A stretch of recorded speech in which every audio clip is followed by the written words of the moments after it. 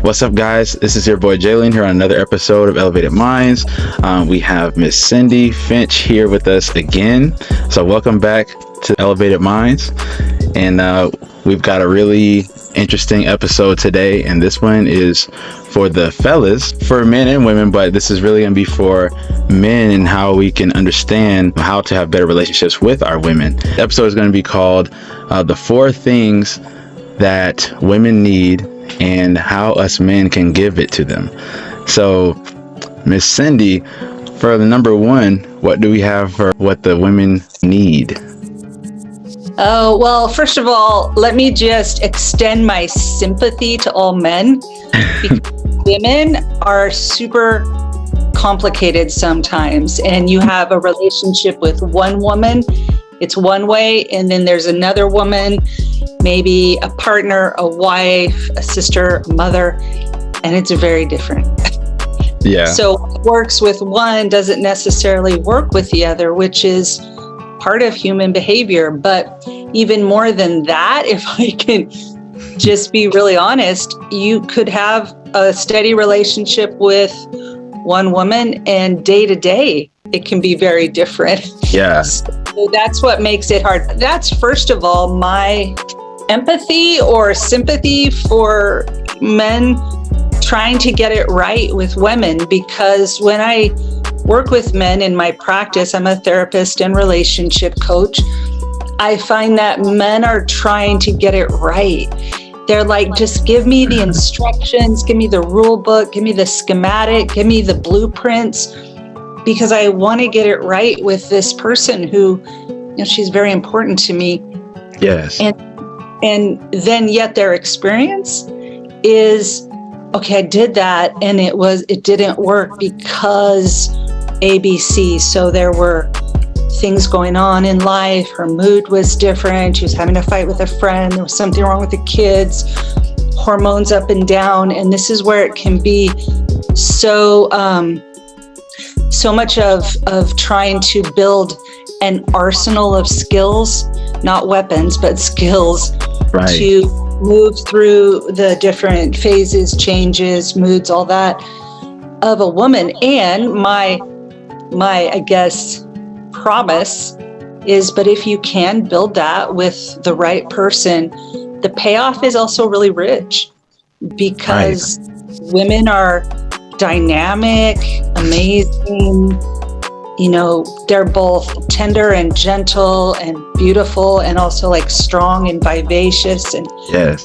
Also, there's this kind of like duality to being in a good place with the woman in your life that is really both mind-boggling and amazing and intoxicating. So have I narrowed that down? Yeah, I think so. That's my disclaimer. Like, I know it's hard. Sometimes in my practice and even in my own life, I just look at my husband or he looks at me and we say, how do men and women get together? Like, beyond the biological, like attraction, urge, connection, desire to build a family or make a connection. It's just, we're very different. We are. Yeah. And okay, so there's going to be four areas that if a guy wanted to build a pathway for understanding and really excelling at connecting with the important women in his life, and I'm thinking maybe this is like a date, a partner, a girlfriend, a wife. Right. First things that she needs, Jalen, is friendship. Now, that's not going to be what you're drawn to maybe initially, but girls really want to know that they have somebody they can play with. Okay. They can be fun and friendly, and they can do, hiking, biking, silly things with. There has, this element of play, because we all have this, like, a little boy or girl in us that still likes to have fun, and not even just needs to. We kind of need to. I agree. I definitely agree. I know a lot of women that I talk to, they will say, like a lot of men that they deal with, they don't really like to, plan fun dates or just do things that are fun. It could be just something like going for, what are those little boats called in the water where you just like paddle little paddle boats, this stuff is inexpensive, but it's fun. It's just different. It's not stuff that you'll do every single day. And I think I really agree with that. I noticed that when you can play together, you have some sort of like a stronger bond together. And they always say that the key to any relationship is a good friendship, because that's like a good, strong foundation. So I definitely agree. Agreed. And it can be hard to build, especially when we're looking at things like attraction, putting our best foot forward, erotic and sexual appeal. Like, a lot of people are more hesitant to let their hair down, be silly, be seen in maybe an unflattering, awkward light. But it goes a long ways toward, here's the key, it goes a long way toward building trust. So women really need to feel like they can trust and be secure to be all parts of who they are in front of a guy. I mean, obviously we're going to get our hair and nails done and we want to look cute. I mean, most girls, not all girls, but when it really comes down to it, we also want to be able to be just who we are, with all this stuff put on. And a good way to do that is to actually plan outings that are fun, that she likes. Right. So be careful trying to drag her on, like, oh, you love to sail or you love to hike. Because if that's not her favorite thing, she's going to be a little constricted. That's not her favorite thing, by the way. It just needs to be something that, she at least would enjoy. Yeah, I agree. I think that's, and I have to use myself as an example as always. I remember I was dating this girl once, and I think I took her kayaking because, we hadn't gone on many dates. And, I love kayaking, but when we went on the kayaking trip, like, it was just really hot. We didn't have hats or anything. The guy was just kind of taking us where he wanted to take us. It was more of a guide thing, and she was just not having that. At one point, she just stopped paddling, and she was just like, I was the one that was paddling us, and it was so funny because in my head, I'm like, well, why? This is nice. This is cool. But that wasn't really what she was into. So I definitely believe that guys have to make sure that you're planning something that is going to be enjoyable, not just for you, but it's for her. That's the main thing as well. So, but I have a question. Some guys, what I've noticed is they're not. I feel like some guys are against being friends with women because they feel like if they're friendly, they'll get friend zoned. Is there a way that guys can? Okay, I absolutely believe this, and it's going to sound like a contradiction to everything I just said. I don't think men and women can be just friends. I mean, if you guys haven't seen the movie Just Friends with Ryan Reynolds, you should watch it. No guy out there wants to become a lamp. Right. Watch that movie, okay? So it's like this. Let me see if I can boil this down. You want to be friends with an intention. Okay, friends with an intention of more. So that you're not just like BFFs, because honestly, I don't think a man should be his girl's BFF. That's for the girlfriends to be. Right. And I don't think you should be in that friend zone where you're like, let's meet for lunch. Let's take a walk together. No. Oh, let's talk about all your emotional problems. No, that's, maybe later if they're more. But initially, I think avoiding the friend zone is going to be crucial. We should probably do a podcast on avoiding the friend zone because that's its own talk. See, we got another one too. You know who should be in on that? My husband. Okay, yeah, let's do that. He taught our sons, do not be a lamp, get out of the friend zone. And one of our boys went through a breakup in college, and he called us and he's like, this girl, we went through a breakup. It was very hard. She broke up with him, but then every week she would call him back and like, do you want to go to the store? Do you want to get lunch? And he was like, what do I do? And I said, well, she's getting a hit of Zach every week because she misses you. And so the positives of the friendship, she's still pulling on. But the problem was every time he would meet her for lunch or coffee or friend type things, he would have to go through the feelings of, I would say, withdrawal, of leaving the relationship all over again. Wow. Yeah. So that's when early on my husband was like, no. She broke up with you. She doesn't get the benefit of you anymore. Right? I agree. So avoiding the friend zone is huge. And maybe we can do a separate pod on that. The next area, okay, hold on, let me see. Are we missing any other thoughts on this? Because you're a dude. Let's see. I know that was like the one, that was the first thing that came, was the friend zone, because I really see a lot of guys post about that type of stuff. When I say, oh, do this and this, and like, oh, like, I don't want to be friends with her, like, I don't want to, so that was the first thing. So I mean, I think that's all I can think of with with the first one, but I think more will come up as we go along with the rest of them. I think men should be friendly but not friends. Yeah. Friendly but not friends. And some of that, and you tell me what you think, Jalen, could be body language. Like, if you're playing and doing something fun, being that more masculine presence around her, keeping her safe, protecting her, helping her. I'm just kind of like thinking about this right now, really sends a very different message and that you're in charge during whatever the outing is. Sends a message that she's safe with you, and that's not a friend thing. That's a more protector thing. So that might be where, maybe that'll be our bridge for next time. We'll get Darren or some of our friends, some of your friends, and all. That would be, I think that's going to be an awesome episode, because it's going to help a lot of people for sure, because a lot of people talk about friend zone.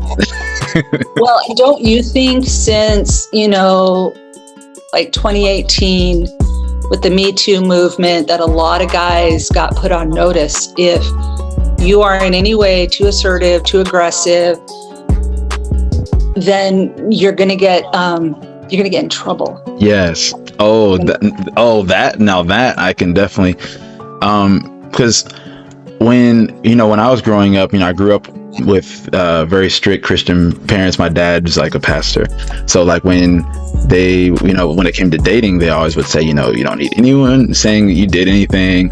Keep your hands to yourself. And that was one of the things that they always said. So in my head, going into like the Me Too movement and dating and stuff, that was really difficult, because I'm keeping my hands to myself, but the women that would go out with, they would say, well, I can't even tell that you really liked me because you didn't like touch me, you didn't like, so that was something I had to get through, because I'm like, wait, well, I'm being a nice guy, I'm doing all these yeah. Well, and the problem is, women are not as attracted, and by the way, I'm talking generally, not specifically. Right. A lot of women aren't attracted to that more passive kind of, you set the tone, lady, but yet they're being required to, where they're like, I don't want to get in trouble. I remember coming up in like, church, and the pastor would say, you need to put the Bible between you. You need to have Matthew, Mark, Luke, and John sitting between you and a girl. And it was like, okay, that was back then, but now it's even more with the Me Too stuff and guys not wanting to be targeted or called out as toxic, and my heart really goes out, because it's like, what are the new rules of manhood? How do you know what is manhood anymore? I know. Yeah, things have just changed so much, but I learned, I had to learn it the hard way as a guy. If you want to show a woman that you're attracted to her, you can be friends, like you said, be friendly, but you still have to show the sexual intention or physical intention, I guess, when you're closely tied. They're closely tied. Right. You have to show the intention, and body language is definitely a huge thing too, like you were saying, because I mean, you can have passive body language, and you can actually have it to where you seem timid, or you seem like you're not confident or not sure of yourself, and a woman can easily pick up on that, on those nonverbal cues. There's an energy exchange where, and if you've met on a dating app, Tinder, any of those, I think there's more of a knowing that we've met on a dating app, therefore we're going to date. So maybe that takes some of it out. But the second thing is to actually talk about it. Say, I'm interested in dating.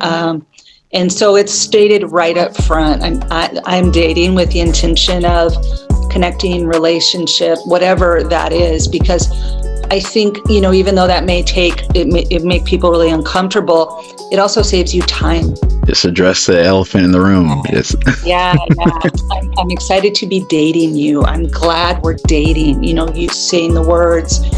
As my friends get older and they're, on Hinge or some of the other apps, more and more, like on the first or second interaction, they're like, I'm dating to get married. I'm dating for a long-term commitment. For these reasons.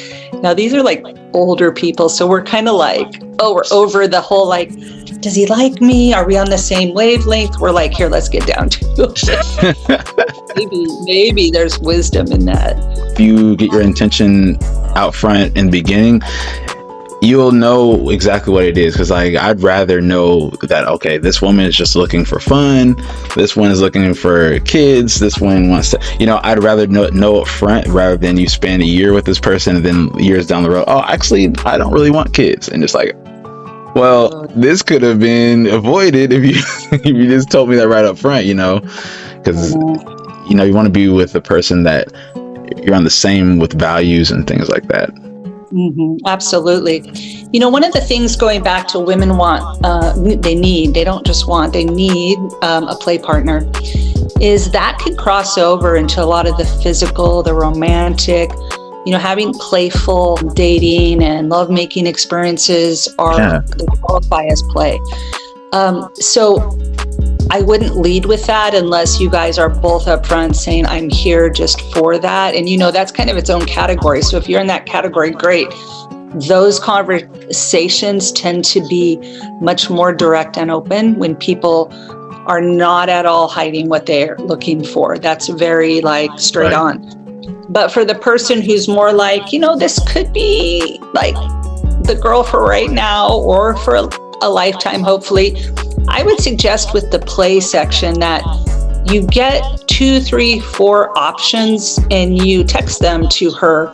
Something like, okay, I'm thinking of kayaking, hiking, taking a cooking class, or walking around the zoo.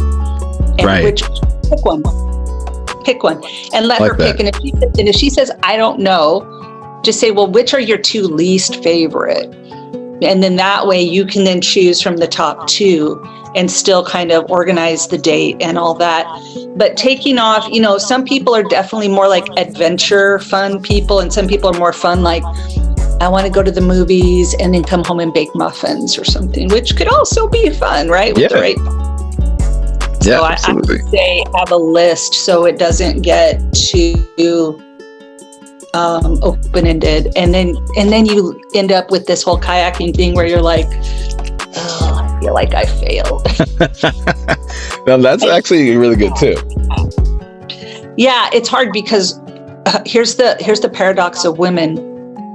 I'm not going to tell you exactly what I want or need. This is just me as the universal woman. I'm not going to tell you exactly what I want or need. I'm going to test you a little, see if you can intuitively know what I like, aka read my mind, which, by the way, no man can do. So you guys that's why I go at the very beginning, like, I'm so sorry. But you can narrow it down, just keep giving her choices like she's taking a quiz, this or that. I tried that once. It actually does work. I want to say it was a girl that I met online or through Facebook, something like that. But I had no idea what she liked, and because she didn't have really anything to go off of.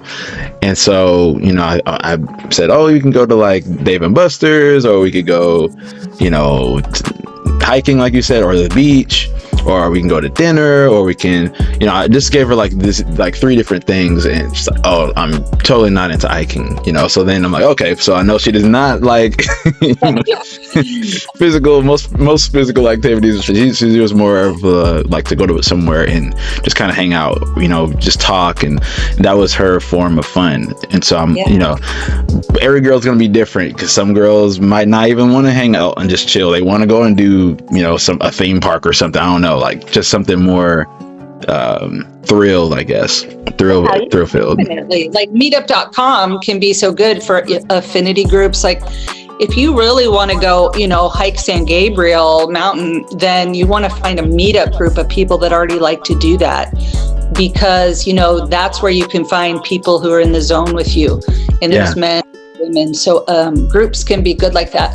But when you're narrowing down on one individual, I think it's more important, or a couple, it's more important to be able to find a way for both of you to feel comfortable and shine and open up and connect. Because, you know, the point of play is, of course, to have fun, of course, to connect, but it's to get to know each other, right? So if the play itself is so like overwhelming or tiring or whatever, then it may defeat the purpose. So yeah. I like that. Yeah, I can see how, you know, you don't want it to be like too much play, and then you're not even actually getting to know the person. Then it kind of defeats the purpose. You're getting to know them if you guys are both in the zone with like hardcore, like, yeah, I love to play beach volleyball, and then you guys are both out there and you're really getting a feel for that person. But it has to be that you guys both like it, not that one's like, okay, I can do that, which we do when we're young and we don't have our voice. Yeah. That's very true. And that's something I didn't actually catch until, honestly, I feel like a few years ago, you know, in my dating career, I would just plan things and just expect, oh, you know, this is a date, it's fun. You know, not many guys are taking girls out on dates, so this should be fun. But picking up on those cues are so important, you know. Really, you know, I think it's good for guys to like pay attention to how the lady is like reacting, or is she having fun? Is she smiling? Is she enjoying it? Or is she like not really wanting to be there? Because sometimes I feel like kind of like how I did before, some guys might just want to force their idea of fun on the dating situation. Yeah, and it I don't even think it's force as much as they just don't know what else to do. So it's kind of like, you know, they're just trying to put something together and look good themselves, right? Right. And here's part of the problem. Some dating partners, I mean, some married partners, let's be honest, they won't be honest. They won't. They'll say, do you like hiking? Sure. And then you're like, okay, it's an 11-mile hike. They're like, I have flops on, not. So I think it's important to check in during the date and say, is this really fun for you? Let's be like totally honest, because I'm having a really good time with you. It's not important that we finish this hike or that, you know, we get to the end or whatever. I more or less want to make sure that I'm dialed in on how you're doing. Yeah. Oh my gosh, girls like that, of like, none of this matters, whatever I've set up. I mean, it matters a little, but more that you're honestly enjoying yourself. Yeah. I'm dialing you as a person. I like that. And I think, I think that's what I call conscious dating. So it's like, you know, you're really being aware of the surrounding. You're really, you know, all this other stuff isn't really super important. It is, but like you said, but you know, the whole point of this is for us to connect and get to know each other and to enjoy our time together. So if you're not enjoying it, then I should know. And this is something that's happened with me. You know, I want to say we went like ice skating or something, and she was super like, would get cold really, really easily. And, you know, after maybe an hour, she was like, I'm really cold. Like I'm having a good time, but I'm super cold. Like, hey, you know, we can end this. We can go do something else. You know, just read the room. That's really, it's super important when it comes to dating. Read the room. So, and it's important at this point that guys not take that personally. Be careful to not internalize that as a message of, oh, I've messed up. I've already done something wrong. She's not happy. Because I know a lot of men, at least this is what they tell me, they're reading their face of their partner to see if they're doing a good job. Am I happy? Is she okay? And so to not personalize it means you have to keep it like out here of like, no problem, let's switch. It's this kind of being like more of a ninja on the date. So if she's like, oh my gosh, I'm cold. If you don't have a jacket or a sweater you can throw around her, be like, hey, and lead her. Don't just tell her, well, we could go if you want, because that's more, now she has to take charge. But if you go, no problem, let's go. There's a cafe, there's this, and switch it up. And assume that's part of it. Right. Yeah. Is being a leader, is that one of the things that women need, would you say? That was my fourth thing, but it's probably one of the most important. So let me go in. I'm going to go in order because that's how my brain. Let's go in order. Let's go in order. That's how my brain's going to work. Yeah, I don't want to get ahead. No, you're right. But it's a good point that, okay, here's the four. So they need a friend and to play and have fun. And they need romance. And they love sex. Most women love sex. Did you know that, guys? A lot of guys are like, oh, women don't like sex. Well, here's the deal. Most women don't like male type of sex. They don't have the same sex drive that men have. It's a very different. Right. Oh, I wish I had a good analogy right now for it. But women, well, this is an old analogy, so I'm going to use it. Women are more like crock pots. Like they take time to warm up. And guys are more like microwaves. Like they're Johnny on the spot because that's how they're made. Right. There's nothing wrong with it. They have testosterone, they're male, they are guys, it's good. And most guys have learned how to keep that in check because there's constantly sexual thoughts going through their head, normal. But for women, it's not that way. Right. And so this discrepancy, there's this, girls really need to have, and okay, I'm just talking generalities. I know everybody has different sex drives, backstories, experiences, traumas, preferences. Okay, I'm just talking general. Yeah. But if a guy can actually study, oh my gosh, what kind of assignment am I giving you? If a guy can study female sexuality, not from pornography and not from pop culture. Yes. From music, not from movies, but actually go and study. You can do this, online of what is the female sexual response? What does it take? What do they need? And get that and become a learner, a curious learner in that area. Then guys can work smarter, not harder. Right. Absolutely. That's probably what guys want to do. The problem is our culture has overcooked guys that because of porn and messaging and all of that, the guys are in such a bind because, so the Me Too movement, you're not supposed to be more aggressive sexually. Okay, but I'm built that way if I'm a guy. So what do I do with that? Okay, well, so then pornography and pop culture and music and ethnicity and all that plays into it. But the fact remains the same that when women are approaching sex, a lot of times women will give sex to get love and men will give love to get sex. Wow. So bridging that is really like an important bridge to understand here before it's here. Wow. I think that's, I've seen a lot of things with guys, and one thing that guys I think have an issue with is with the sex part, because I do see a lot of times that guys say they don't know how to make a woman orgasm, or they don't get, the woman isn't super satisfied. And I think when it comes to guys, like you said, I think it was like a great analogy. Guys are like microwaves, women are like crock pots. A lot of guys don't know how to take their time. They don't know how to figure out women. And the female anatomy, we're different. Like we're two different. All of hers is receiving. All of a dude's is giving. Is giving. Everything about her is she's on the receiving. It's very different. So I don't blame men that they don't understand how to make a woman orgasm, because here's the truth. most women don't know how to make themselves orgasm. Wow. The statistics around that are, and so what's the hope?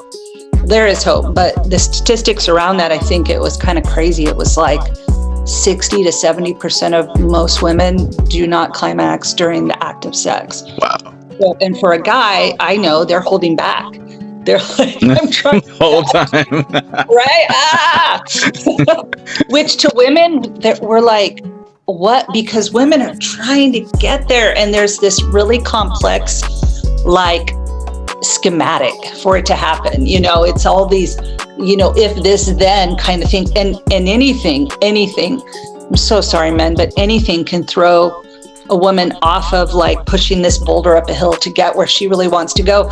Because the pleasure for sex, the pleasure for women in sex is a lot of things, but primarily an orgasm. And the pleasure for men with sex is a lot of things, but primarily sex. Yeah, just the whole thing itself. Yeah. The orgasm's the end of the ride, right? When you come to the ride for guys, but for girls, it's like the whole reason they would like to have that. So, but imagine that, and it's so elusive. It doesn't happen automatically. It's actually a skill they have to figure out. And it's very different when they're, maybe pleasuring themselves versus having a partner, because they have to be able to say, stop, don't do this, try that, okay, yes.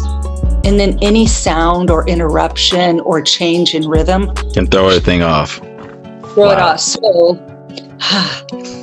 it's a whole thing. But I highly encourage men to actually become, and this won't be hard for guys at all, to become like aficionados of it, to become like, what is the way to make a woman happy? And the woman's biggest sex organ is her brain. Wow. It's her brain. Look at that. Mm-hmm. It's what she's thinking. It's what she's allowing. But all these things come in against it. Her fears, her insecurities, her uncertainties, her self-consciousness, her beliefs, all coming in to shut it down. All. So would you say for men, or I guess for women, if a man can kind of help her in that, so let's say in the bedroom, if he can help her keep her mind off of those things, if he can stimulate her mentally even before the bedroom and kind of keep her, I guess, give her a safe space so that she doesn't have to wonder and things like that. Is that possible for guys, do you think? It is. That's why I encourage men to become a student of female sexuality, which I said won't be hard. But one of the things is, there's Matthew Rife is a comedian, and he's in your guys' age group, and he had this really funny phrase. He's like, I don't like dating a lot of different women. I am just like a serial monogamous, like one at a time, and one for life would be great. And he says, because I don't like getting contradictory feedback. That's what he says. So one woman likes this, but another one likes that. And it becomes confusing because remember, most men are trying to build the rule book. I don't know if it's a rule book, but they're trying to build like the blueprint. Yeah. How do I want to be? And if you have multiple kind of like dates and partners, one rule book is different from the other. Right. Right. And so the mistake a lot of men make is actually kind of developing their game or their approach or their like system for making love or having sex. And they just apply it to every person. It doesn't work. Don't do it. No, she'll get mad at you, or she won't call you back, or she'll be crying, or she'll criticize you. You got to build the bond together of what that is, and have and him ask, let's practice something. And a lot of women don't want to practice in the middle of the day with the lights on and the neighbor's home right next door. Wow. They need some space to open up because women have been so assaulted with our body image that we are so self-conscious, self-conscious of what we look like, our weight, how it appears. And, that could be a whole show on, I think your guys' generation have done more for body positivity and female empowerment than certainly my generation did. Right. You guys have unwound a lot of the like stigma and the terrible expectations put on women about their bodies and their shape. Because when I talk to men in my practice, literally, here's what they tell me. Look, a naked woman is a freaking naked woman. It's amazing to us. They're not there going, why do you have that roll right there? Or what's this like little belly put? No, they're like we are, the fact that she's naked in my room, this is great. Right, I'm down.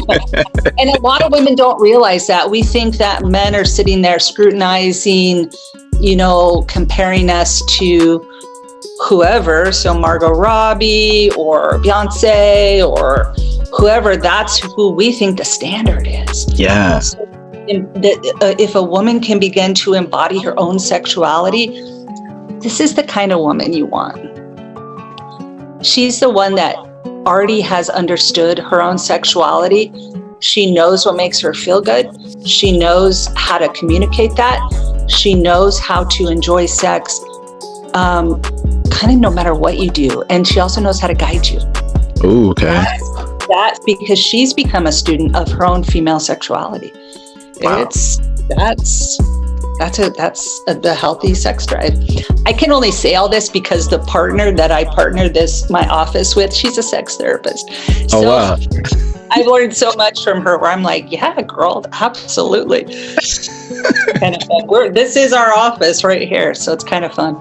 That's awesome. Yeah, I mean, I really think that guys should do what you said there and really try to learn, not through, like I said, not through pornography, but really just become a student of the female body and the anatomy, how it works, and just understand that, yeah, there's going to be some general things that work for most women, but overall, some women might like kissing, some don't, some like caressing, some don't, some like different body parts that some women like you to be touched more than others. And you might think that just because your ex-girlfriend used to like this and she used to like the rough stuff, this girl's gonna like it too. That's not always the case. So it's not always the case. And there's a continuum. There's like a spectrum. Like it may start in one area, right? Mm-hmm. So pressing, and then it may go over to the rough stuff or whatever you guys decide together, because women are crockpots and they're opening up like right. That. And so then they're feeling comfortable, they're feeling confident, they're feeling safe, more protected, right? And then they can actually take more of a leadership role if they feel safe, they feel chosen, they feel like you are wowed by them. Like, girl, I don't care what you put on or don't put on. Like, I'm into you. I'm right. Into you because of how you look, but just the essence of us together. I was going to say, and I hope the thought comes back to me. Maybe I'll think about it for another time. But okay. It came back. Okay. So there's this show right now on HBO or Netflix. I can't remember which, but it's called Sex Life. And a lot of people have watched it, which seems redundant now that I'm saying it. Who cares if a lot of people watch it? But here's the point. When I watched that show, and by the way, I'm not endorsing it or not endorsing it. It's about a couple who's dealing with an affair. And it is so told, in my opinion, from the female perspective of sex. Wow. It's told from that perspective. So she's got a husband, and then she has this ex-boyfriend that's very intoxicating to her. So she's kind of pulled between the life of having a mom, being a mom, kids, husband, and then this life with this like record producer. And he's very enchanting. Mm-hmm. He almost always approaches her from her preferred sexual favorites. He approaches her that way, not from his own. So you'll watch it. He goes in for female-centric sexuality, female-centric. And if you watch the show, you'll know what I mean. It's not about her performing anything on him. It's about him honoring and embracing and enjoying all the female aspects of sexuality. It's very interesting. It, in my opinion, has done a lot for female sexuality. What was the name of it again? Sex Life. Sex Life. Yeah. I think I seen that. I was like, why does it sound familiar? I did watch that. Like, I'm putting it on my list. Yeah. I don't think I finished the whole thing. Yeah. Now you just reminded me I gotta go finish that. Yeah. Yeah. I really do think that guys run into that issue with just trying to figure things out with women. And one thing when you said romance, is that, does romance tie in with sex? Do you think that a man being able to be romantic with a woman, do you think that that contributes to how the sex is going to be, how the sex life is going to be affected? I do. Yeah, I do. You know, most women, not all women, most women are not like Johnny on the spot where they can perform. They will if they feel like that's what he expects, but they're not really going to do it to the point they enjoy it like you. Right. So some women, that's not true. Like I said, there's a kind of a continuum. Some women have a very high sex drive, or just being honest, some of us have a broken backstory where we use sex like an addiction, like a drug, like alcohol. Right. If I don't want to feel and deal, I better go find myself a partner, right? So that whole realm of love and sex addiction, those are outside here. I'm talking typical. So romance plays a part in, how do I say this, in like the warm-up. Okay. The warm-up. And I think it's really important. So because I've heard that a woman's greatest desire is to, a woman's greatest need is to feel desired. And a man's greatest need is to be found capable. Wow. Right. So whatever she registers as feeling desirable. So when you desire somebody, you know, you're kind of intoxicated by with them. You want to be with them. Now, desire is very different than obsession. So be careful with that line. It's because obsession can kind of go into like stalking, controlling, and all of that. Which, by the way, if you have those urges in you, not a problem.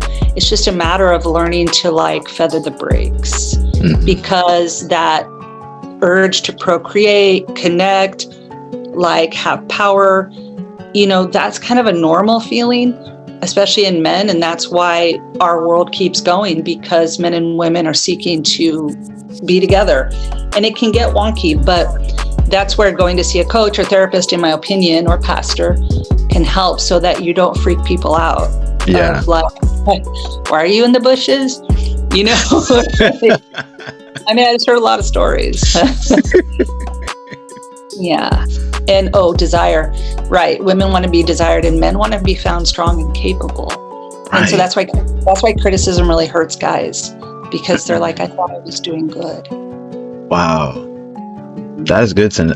You know, that makes a lot of sense, because I know a lot of guys, when a woman says this, you know, do it this way, or you know, let's try it like this instead, or I'm not really a fan of that. A lot of guys get their egos hurt, and then when they get their egos hurt, then they a lot of times will shut down and up and shut down. Yeah. If a guy can move from having the sexual experience where he's overthinking it here and really drop into his connection with her spiritually, in their essence, sexually, if he can get out of here, he can connect body to body. Okay. And then he can sense her and what she needs. She can move him with, you know, certain things. But I'll tell you what, Jalen, that's an art. It's an art. And that's why most people are like, I just want one partner so I can practice on. I don't want a lot of different, you know. It's an art, and maybe it's over time. But anyway, I digress. No, I like that though, and I think a lot of guys can learn a lot of things from this episode. The last number 4 was leadership. You said a woman needs a man that knows how to be a good leader. So what does that look like in relationships, in dating? What does that look like? So it looks like keeping her safe, protecting her, defending her honor. I don't mean defending her honor when she's wrong, because if she's like at war with people and then cry on your shoulder and be like, everybody's so mean to me. If I'm a dude, I don't want to defend your honor if you're the one over there like throwing shots and then people are getting mad at you. Okay, that's different. Protecting her looks like, you know, and this is probably going to sound a little old school, but a lot of women, most women, maybe all women, really want a guy that will work, that he can provide, that he can help her, that he can make hard decisions for both of them when the time comes, that he can sit with her through hard things like the death of a parent or a child, that he does what he says he's going to do, he keeps his word, he's honest, probably all the things you are, Jalen. Those things really, really play a huge role in whether a woman can safely trust the man that she has in her life. And you'll sometimes see women chase these guys that are avoidant, or they're cheating, or they're lying. That's its own thing. She's having a do-over with somebody about something in her life where she thought that's what love looks like. Yeah. Okay, so some women. But the guy, look at the good guys win in the end. I'm going to tell you that right now. The good guys who do the right thing do not win in the short run because they don't have a lot of partners early on. But when they stay the course and they have strong values, they follow their morals, they keep their life balanced and moving toward a good trajectory, and they get their finances in order, and they keep themselves in pretty good shape, and they're a good friend, and all these things, it pays off. It pays off in the long run. Right. And it's hard while you're young, though, especially because a male, his peak in sexuality is like 16 to 26, 16 to 30. And then it starts going like this. And there's this thing of later on you go, oh, that was my peak. But often you don't learn how to do it really well until after your peak is over. And then you kind of want to go back. But what I'm saying is like, stay the course, do the things you know to do. And by the way, you know what I'm going to send over to you? I'm going to send the dating module that I work on with some people, and you can offer it if you want. Yeah. To our group. Yeah. That'll be awesome. Too. Yeah. Because it's really important. Yeah. No, I really think it's important. And I think leadership is something that is missing with a lot of men nowadays. And this, you know, if a man doesn't know how to be a leader, then I mean, a woman won't feel safe. And that's just, I feel like a lot of times that right there is a lot of the reasons why women might not feel safe during sex, or might not feel safe enough to even be open to sex, or yeah, that's right. If she's having to pay the bills, she's raising the kids, she's making the decisions, she's the one saving money, then sex is she's gonna be shut down, because in sex, a woman wants to be able to let go and let go. And if you're in charge of everything as the woman, it's really hard to let go, and you end up resenting the guy. So one of my thoughts, this is just a thought, so nobody should get mad at me. It's actually a little bit of a theory, is a lot of men ended up being raised by really strong women, which yay for strong women. But when I'm raised by a very strong, dominating, controlling woman, what I learn is to let women lead.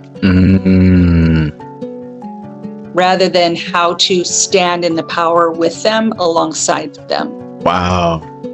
And it's very hard to also date a very strong woman, because it's a handful. Right? Because she's going to come on really strong, but I tell you what, in the bedroom, she doesn't want that. Right. She wants to be able to let go safely with somebody. I think that's definitely something a lot of guys have got to learn, and I think that module would definitely help, because that's one thing I'm learning. I'm hearing a lot of women, like, when it comes to dating, a lot of guys don't know how to plan dates, a lot of guys don't know how to provide, a lot of guys don't know how to be a safe space. Yeah, I think that's huge, being able to be a safe space, because I mean, if you can do that, then I feel like women will easily thrive in their feminine, and they'll open up easier. When they're safe, they're gonna be able to do that. They'll be able to open up more to you. Right. And they'll honor you, and they'll respect you. I mean, respect. Right? It's so great to have the respect of a woman, and to have her go, damn, like, Jalen is awesome. I feel safe with him. We're good in all these areas. one of the things for guys, so if you were raised by a single parent, you automatically, and I know you weren't, but I was for a while, you automatically kind of have this skewed view of masculinity and femininity. And so it becomes necessary. Now, this is going to be really big. It becomes necessary to reparent yourself. Wow. Parent yourself in a balanced way. And there's lots of ways to do that. My favorite one is lovetopivot.com. It's an entire process for going in and realigning yourself relationally. Wow. So that's one that can really put you ahead in the game, because you're now balanced, you're in alignment. So you're not out there looking for, the woman that is going to take care of you, even though it's nice to be taken care of, nor are you out there, looking to control or dominate women, except when you both agree and it's fun, So. Thank you. That's been an awesome episode, Cindy. And we're going to have to do that, the friend zone, how to stay out of the friend zone. That'll be our part 3. And we'll get the guys in on that. We'll get the guys in. That'll be good. I'll just be the girl in the corner, but we'll get the guys going, because there's some good. I have a couple of guys I'd love to pull them in on. Oh, let's do it. Okay. Guys, you can check out lovetopivot.com if you're interested in any type of relational type information and things that you can do to rewire yourself and reparent yourself.